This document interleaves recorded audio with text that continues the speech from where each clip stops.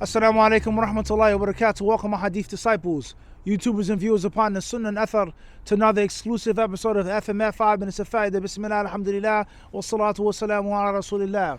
In the Sahihain, as we previously mentioned and explained, on the authority of Abdullah ibn Abbas, radiyallahu ta'ala anhuma, the Prophet alayhi salatu wasalam quoted Allah, the exalted, Hadith Qudsi, إن الله كتب الحسنات والسيئات ثم بين ذلك, that indeed Allah has ordered, Allah has ordained, legislated, Allah has given instruction to the angels concerning good deeds and concerning bad deeds. ثُمَّ بَيَّنَ ذَلِكَ, and then Allah subhanahu wa ta'ala clarifies it to us. He makes it clear to us. فَمَنْ هَمَّ بِحَسَنَةٍ, so the Muslim who thinks about doing a good deed, hamma, it comes across his mind, it passes his mind, فَلَمْ يَعْمَلْهَا, and he doesn't perform this good deed.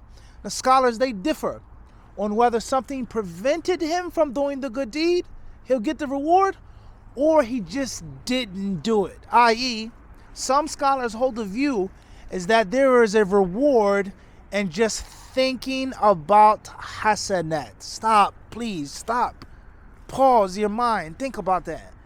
Allah will give you a reward, a blessing, for just thinking about doing good. Allahu Akbar.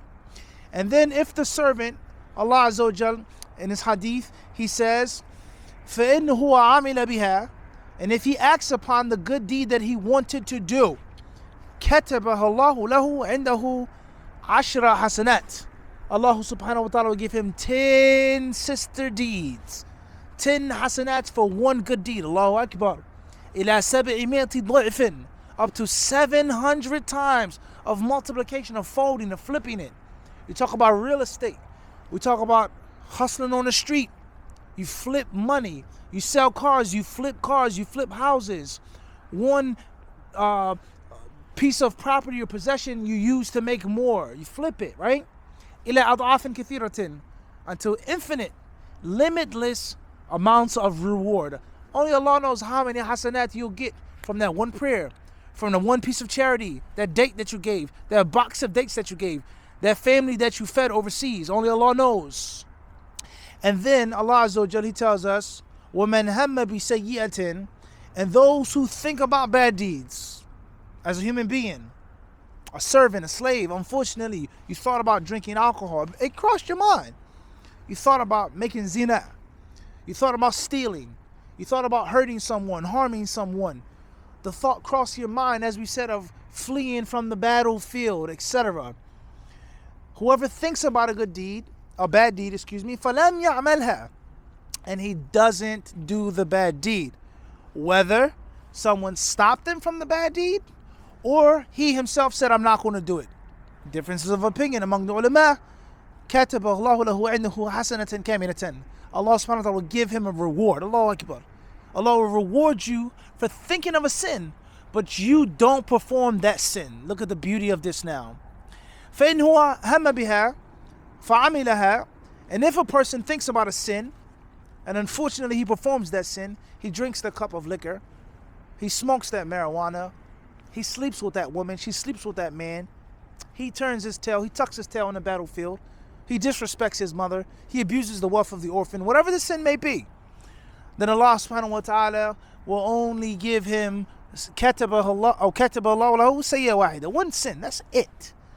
There's no 10 sins, 10 sayyat, there's no 20 bad deeds, one sin. So Allah subhanahu wa ta'ala indeed is Ghafur Rahim. He is most merciful. And Allah Azza wa Jalla is Dhul Fadl al-Azim. He is the most bountiful. He possesses the tremendous bounty. He is Al-Kareem. He is Al-Afu. Alright? He's the one who loves his servants, and he loves for his servants to do the right thing. And he loves for his servants to be upon the right path.